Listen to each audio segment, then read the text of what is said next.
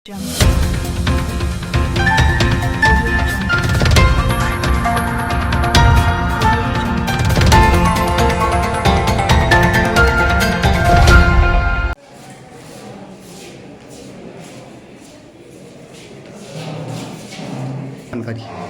हाँ, ये आपकी बात सही है कि बीकानेर अपना संभाग का सबसे बड़ा चिकित्सालय है और डिपार्टमेंट न्यूरोसर्जरी का संभाग का बड़ा डिपार्टमेंट है न्यूरोसर्जरी का।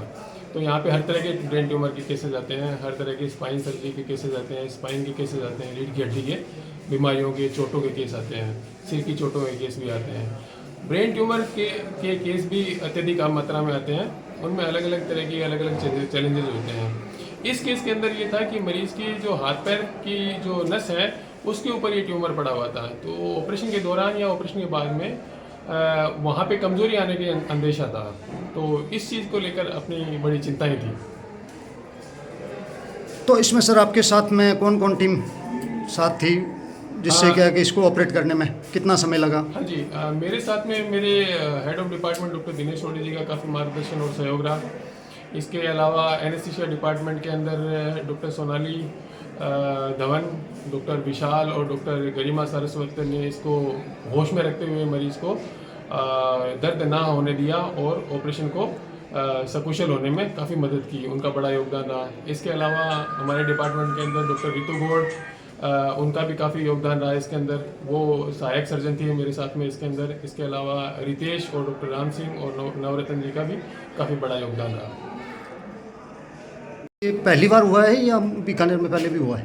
इसमें दो विधियों का जो तकनीकी रूप से उन्नत विधियों का इस्तेमाल एक साथ किया गया था। एक विधि थी अवेक क्रेनोटोमी, जिसमें मरीज को होश में रखते हुए किया जाता है।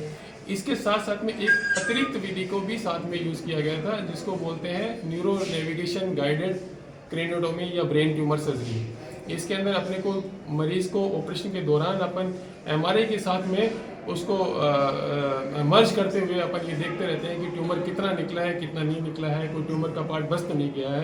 तो ये दो विधियां एक साथ यूज़ की गई थी। इससे ये रहता है कि मरीज़ की सर्जरी सेफ ज़्यादा हो जाती है और जो ट्यूमर निकलना है वो आप अधिक से अधिक और पूर्णतः निकालने में सक्षम हो पाते हैं। इसमें ये सर मतलब कि दूरबीन द्वारा भी हो सकता है या नहीं, ये ट्यूमर जो पर्टिकुलर ट्यूमर था ये दूरबीन द्वारा नहीं हो सकता है। ये दूरबीन द्वारा नहीं हो सकता है। ट्यूमर के अलग प्रकार होते हैं जो दूरबीन द्वारा हो जाते हैं। वो भी होते हैं अपने बीकानेर के अंदर ट्यूमर्स दूरबीन द्वारा ट्यूमर निकालने वाले ऑपरेशन भी रूटीन होते हैं, अपने रूटीनली होते हैं अपने न्यूरोसर्जरी डिपार्टमेंट में। आपका शुभ नाम और पद से?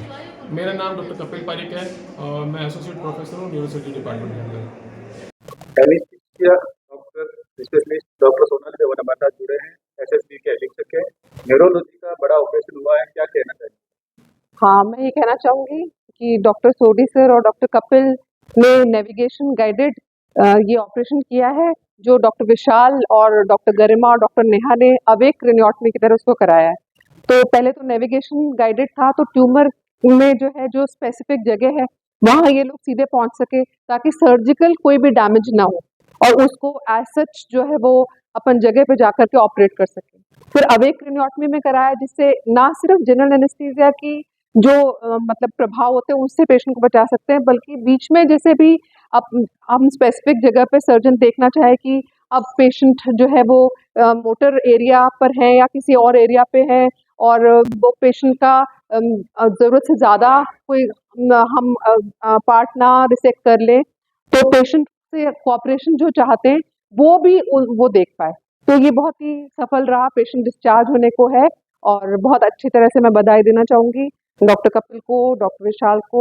सोडी सर के गाइडेंस में सब कुछ हुआ और डॉक्टर गरिमा को इन्होंने बहुत ही अच्छे ढंग से केस कराया और भविष्य में उम्मीद करती हूँ कि जो सोफिस्टिकेटेड इक्विपमेंट्स हमारे पास में है उसका हम पेशेंट के बेहतरी के लिए बहुत अच्छी तरह उपयोग कर पाएंगे।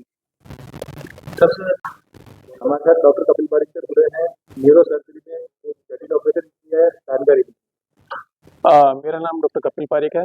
मैं पीबीएम के अंदर न्यूरो सर्जरी डिपार्टमेंट में एसोसिएट प्रोफेसर हूँ। मरीज 30 साल की महिला थी जो मिर्गी के दौरे और सर दर्द से पीड़ित थी, जिसका अपन ने जांचें कराई। जांचों के बाद में मरीज के दिमाग के अंदर ट्यूमर मिला। ट्यूमर ऐसी लोकेशन पे था जिसको निकालने के दौरान या निकालने के बाद में एक साइड के मरीज के बाएं हिस्से में लकवा आने के चांसेस थे। तो उसको देखते हुए अपन ने एक नई तकनीक का इस्तेमाल किया।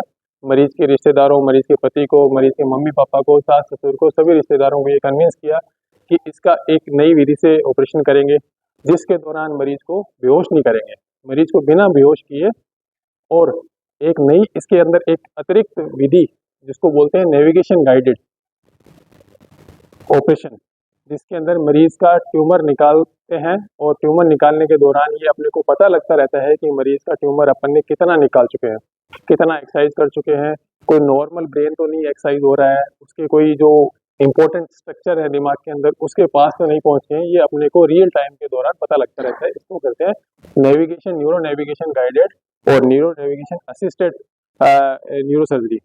इसके साथ साथ अपन ने मरीज को अवेक क्रेनियोटोमी की विधि के द्वारा मरीज का ऑपरेशन किया, जिसके अंदर मरीज को बेहोश नहीं किया जाता है, मरीज को होश में रखा जाता है और ऑपरेशन किया जाता है।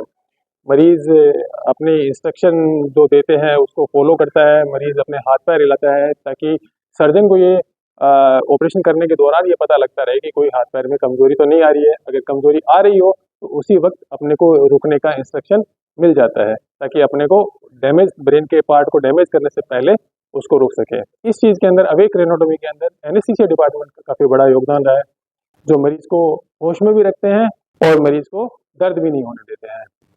तो इसको देखते हुए मरीज काफ़ी ऑपरेशन सक्सेसफुल रहा है, मरीज ठीक है। आज से 7 दिन पहले ऑपरेशन हुआ था, मरीज को कोई अभी दिक्कत नहीं है, कमजोरी भी नहीं आई है मरीज की बाएं हिस्से के अंदर, मरीज होशोहवास में है। आज उसको छुट्टी करने का, डिस्चार्ज देने का प्लान है अपना। इनका विशेष सहयोग रहा। इसके अंदर हमारे न्यूरोसर्जरी के डिपार्टमेंट के डॉक्टर दिनेश सोडी सर, जो हेड ऑफ डिपार्टमेंट है, उनका मार्गदर्शन में हमने ऑपरेशन किया है, उनका बहुत योगदान रहा। इसके अलावा जो मेरे असिस्टेंट हैं डॉक्टर रितु, जो कि सीनियर रेजिडेंट है अपने न्यूरोसर्जरी डिपार्टमेंट के अंदर।